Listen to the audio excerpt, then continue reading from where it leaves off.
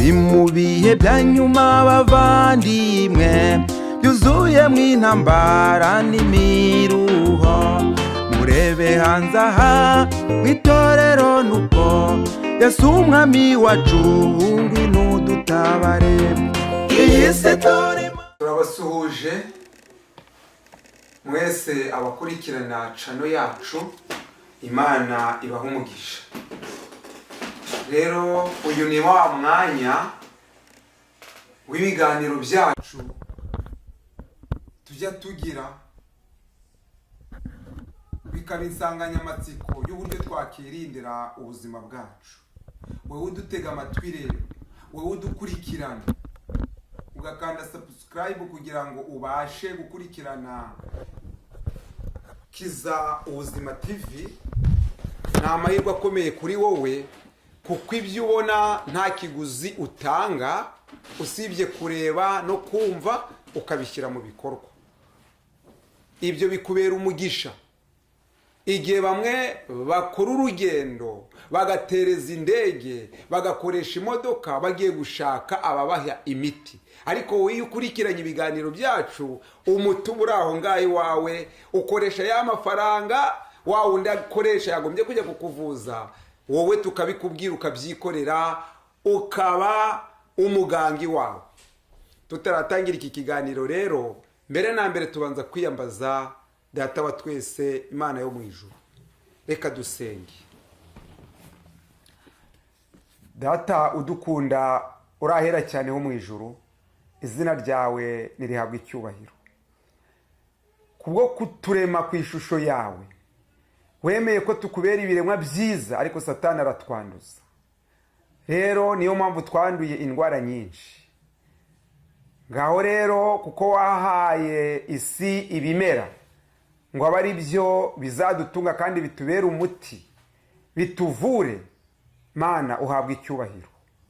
Tugiye kwiga rero no gusobanukirwa ibidukingira akaga igihe twahuye nako, ibidukingira igihe twahumanye bivuye mu byaremwe byawe byera, uduhe kubikurikiza.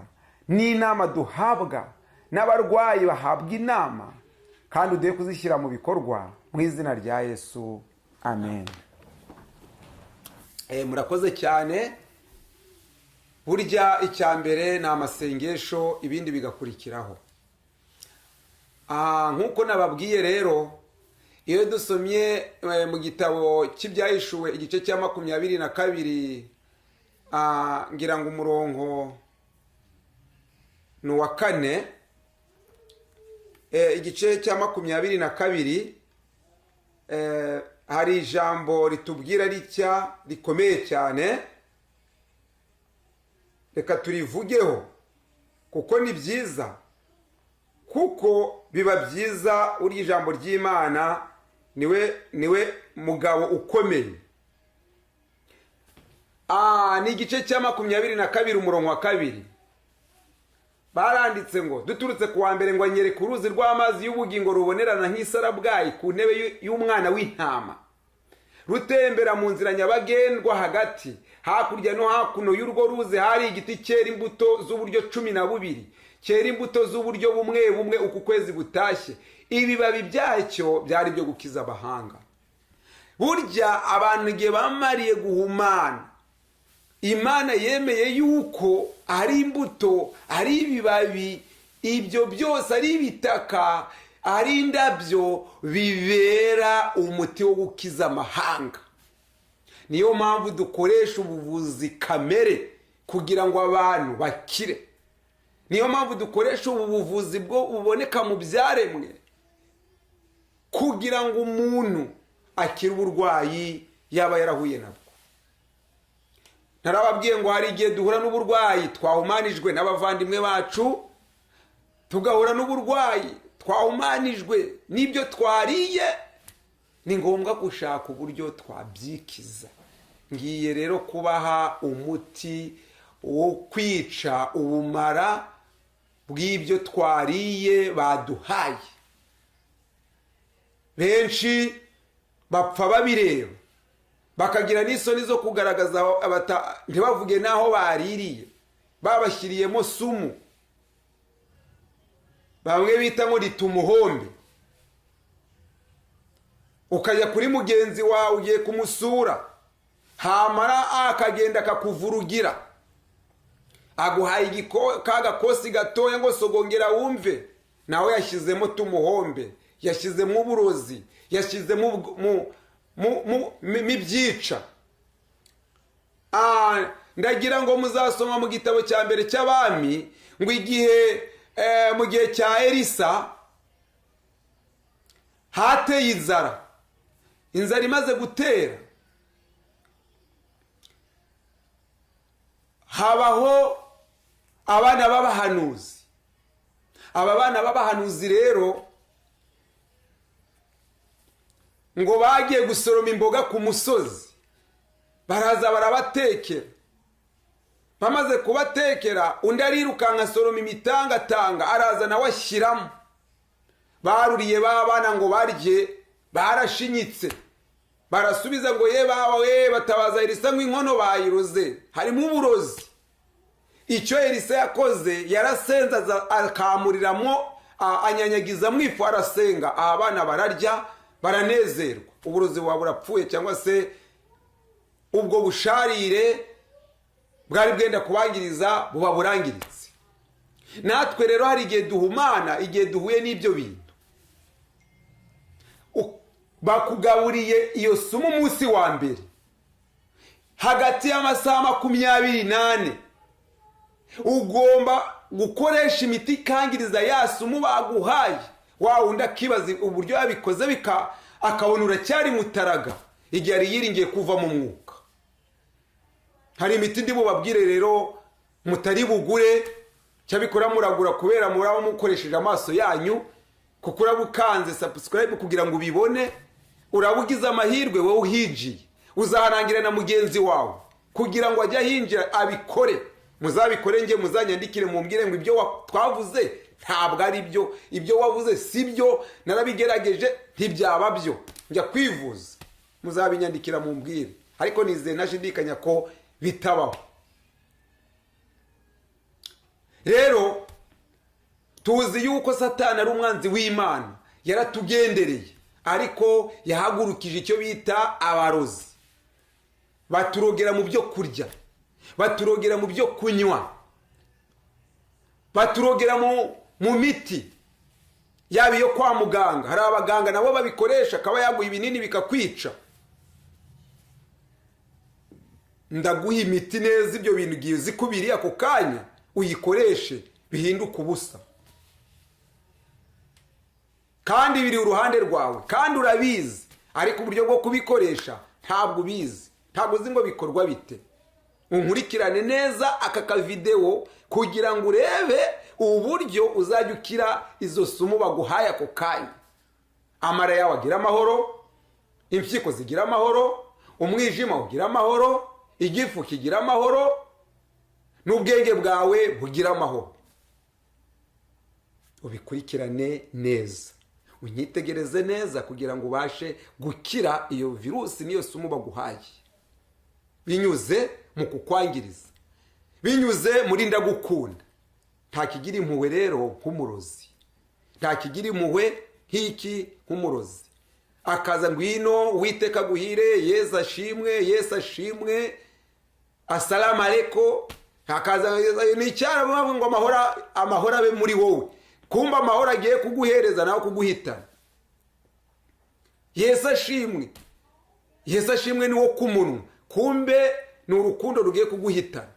Ni kangahe se abakristo bajya gusenga, bajya mu itorero, umuntu aba arimo gusenga, umubyeyi yajyanye agahinja kazima, naho kumba undi we yabacunze, yagiye yapfunyitse ku mweko n'agafu kawe yakaranze, nuko agakozaho. Abandi bari gusenga, bari mu mwuka, agashyira ku rurimi rw'umwana mu kanwa ka cya gitambambuga, nuko nako kakanyunguta, nyina agasoza avuga ngo amena, nuko agataha. Yagera mu rugo, umwana agatangira agatukuguru, agatukuboko. Si uyu mwana ko namujyanye ari muzima, yahumaniye. Kumbe yahumanijwe n'ingabo za Satani zaze zigiza abarokore, zaze zigiza abakristo ngo binjire mu giterane cy'Imana bagiye kwanduza abana b'Imana.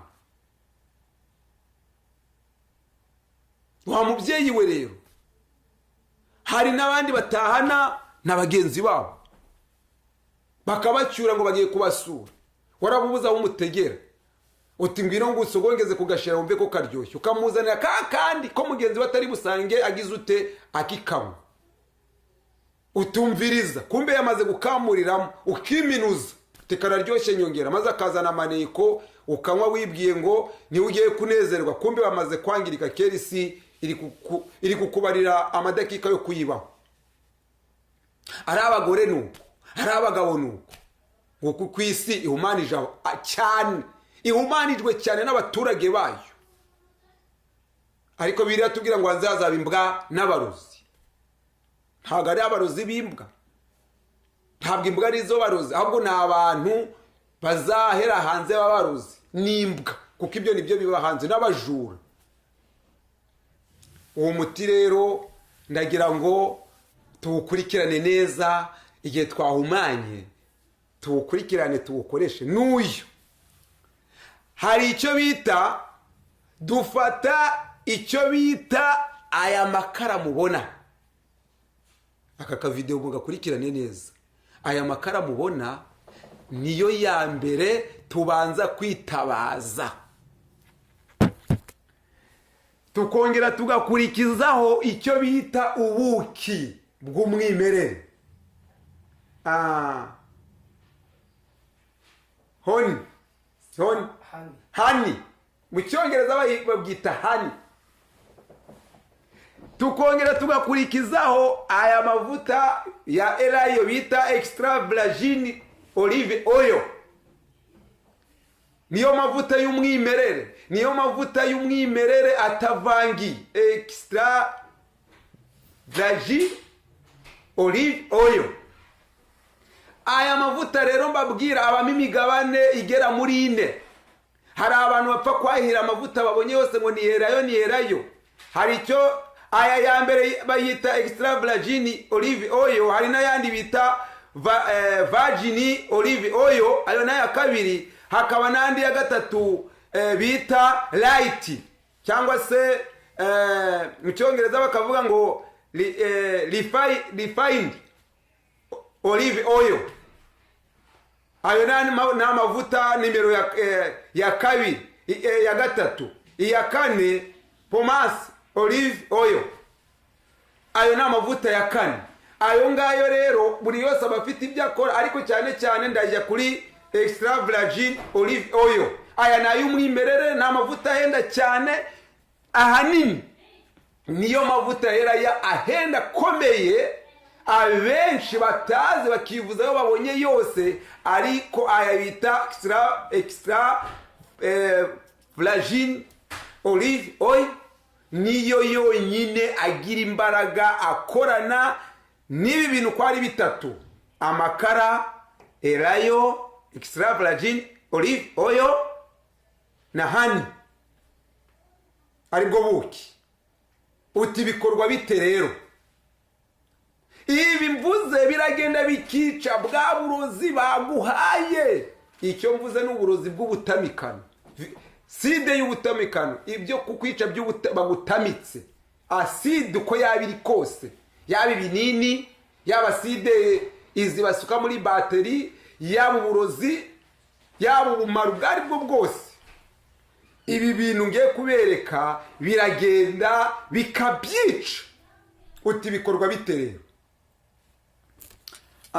dufata iki kirahure mureba, tugafata amazi. aya mazi aba yatunganijwe atetswe, ugasukamo. hamara ugafata aya makara yatunganijwe neza, ugafata akayiko akamureba, ugasuka muri ya mazi k'amakara. mukurikirane neza. hamara ugafata ikiyiko ugakoroga, ugakoroga neza neza. Mubikurikirane neza abakurikirana iyi channel yacu. Muri kwivura, turi kwivura umuntu aguhaye ubumara, uburozi, umuntu akaguha ibyo kurya n'ibyo kunywa yagutamikiyemo rwose, tumuhombe. Ntabwo urararaho, azi yuko ari kwishima, agutesheje abana, agutesheje umugabo, agutesheje umugore, agutesheje ababyeyi, agutesheje amasambu n'amazu. Kumbe nawe wamaze kubitarura ko yabigukoreye. Uvuye iwe uzahita utaha mu rugo utahane iyi extra virgin olive oil, ni elayo, amakara. Numara ufate na ya hani. Ubuki rero nabwo uzafata icyo bita ikiyiko kimwe, usukeho ububuki. Murabireba, ucyuzuze neza, hamara ukoroge muri ya makara. Mubikurikirane neza, mubikurikirane neza rwose. Uyu ni umuti ugiye kwica ubumara bwose baguhaye. Nubwo ya muganga yaba akujijije ashaka kuguha ibinini byo kuguhitana, nawe mwereke yuko Imana yazanye ubutimwa umwimerere ushobora kwica ibyo aguhaye. Fata ya mavuta bita extra virgin olive oil. Aya mavuta rero ya elayo, ya extra virgin olive oil, impamvu bayita extra, ni amavuta y'umwimerere agiye gusa n'atukura cyangwa agiye kugira ibara ry'umuhondo. Aya rero uyisuka ku kiyiko, naho mwayabonye ngayo, hamara ugakoroga nayo muri cya kirahuri. Ngo ni ibintu bitatu, hanyuma ugakoroga rwose, ugakoroga. Ari ibinini byinshi abaganga bajya bakoramo bakubisemo amakara kugira ngo bitazaza guhitana izo virusi zo kurinda ibinini, ndetse bitazahitana n'abantu bitewe n'ibiti babikozemo cyangwa ubuvumbuzi babikuyemo. Amakara rero akora ahantu henshi. Uyu rero ni umuti w'umwimerere mubona wa gakondo, uhuza umuntu ku mubiri we wangirikaye ukaba urukingo. Uyu muti wirukana virusi, ukica virusi yose umuntu yanyoye. N'ibyo kurya namaze kurya birimo ubumara bwa kanseri. Uyu muti uragenda ukica virusi irimo muranserine wabonetse mu mwijima. Uyu muti uragenda ugakiza igifu, ugakiza amara. Uyu muti uragenda ukirukana, ugakurura imyanda yose yinjiye mu mubiri. Hamara ukagira ute neza bikaza bigasohoka byose. Niba ari byo side baguhaye gutwika amara ari kugurumana, amara ari kukurya, ari guhindamo umuriro, uyu muti uzawunywe, ako kanya bizaba nka ya magambo Yesu avuze ngo wanyanja we tuza. Uzawunyuvuge tutuza. Byo kurya uzaba wariye birimo uburozi bizatuza, ibyo kunywa uzaba wanyoye bizatuza. Amara azaba arimo kukurya uko yaba ari kose, ukumva amarara kuri, wakeka ko warozwe, wakeka kutarozwe, ukaribwa mu mara cyangwa mu nda. Nguyu muti w'umwimerere ushobora kunywa, ugomba gucecekesha ibyo bintu. Rero murabona ntabwo ndi bukoreshe ngo hanyuma nyute cyangwa nyumene, ahubwo nk'umuvuzi nanjye mba nariye ibyinshi birimo ka virusi cyangwa se yama antibiyotike. Hari igihe umuntu agira ibisebe biri mu mubiri bitagaragara, mu mara bitagaragara, amavirusi y'ibyo kurya umuntu yariye, uyu ni antibiyotike, umuti mwiza ukomeye ukiza indwara nyinshi. murumva rero nanjye nkeneye kuba nawe ukoresha kugira ngo umenye ngo hari wavuga ngo biranga umuntu, mbese umuntu yabinywa ngo mbere kwa we atabinyoye. yewe ndabinywa kugira ngo nanjye nkire indwara nyinshi.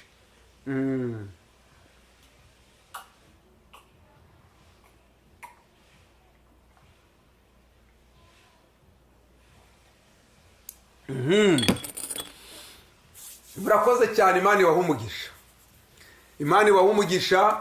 ubu mbaye injege, ibyo nariye byose baba baneze bivuyemo, virusi zose zaba zirimo reka da. ubu uwo twahuye mu ikoni runaka cyangwa nasuye akagira ate wapi, ejo azabona uri injege ati uriya muntu waremwe mu biki. uru ni urukingo rukomeye rero. Imana ibahe umugisha, ibahe gukomera mu mwami, Imana ibahe kumenya umuti wica virusi abantu baduhaye. iri ni ibanga rikomeye pishuriye abantu bose bo ku isi yose ngo baje babimenya. kandi ibi nta bandi bazirika ngo bari kuboha, bari nta wazirika sibi wabizirika ngo iki. yemwe ababoha ntabwo mwabiboha, niba mutamika abantu ntibyashoboka. niba rero icyo nshatse guhishura, niba uzi ko umwana wawe w'uruhinja, njyewe nkoresheje ivere, niba ari uruhinja ukaba uzi ko rwamaze gukorerwa ibintu bimeze bityo, uruhinja rurengeje amezi 6 uvangamo amakara. ariko iyo ari ubumara nyine nta kundi, uriyemeza ukawumuha, ukamuha, ntabwo umuha ikirahuri cyose, ahubwo ujya umuha ibiyiko 6 mu gitondo, 6 saa sita, 6 nimugoroba. rwose hagati y'amasaha 24 ukoresha ibyo bintu, yama virusi yapfuye ku mwana ukiri mutoya. naho urengeje imyaka 1 n'igice kugeza ku myaka 10 umuhereza 1/2 cy'ikirahuri. ariko umuntu mukuru urengeje iyo myaka akoresha ikirahuri, kimwe mu gitondo, ikindi ni mugoroba, ejo ikindi mu gitondo, ikindi ni mugoroba. ayo mavirusi yose aba yasohotse. rero murakoze kudutega amatwi. Uwiteka abampera umugisha, kandi mujye mukurikirana uko bukeye n'uko bwije. igitabo cy'imigani kiratubwira ngo hari ijambo rikomeye, ni igitabo cya Mose, ngo uzi ubwenge niwe uzitegereza ibyo, kandi uwitonda niwe uzabimenya. uzi ubwenge niwe uzitegereza ibi, niba uzi ubwenge witegereza ibi, kandi niwitonda uzabimenya. rero nahanyu kunguka ubwenge, nahanyu kubyitegereza no kubimenya. umwami abagirire neza mu izina rya Yesu, amen.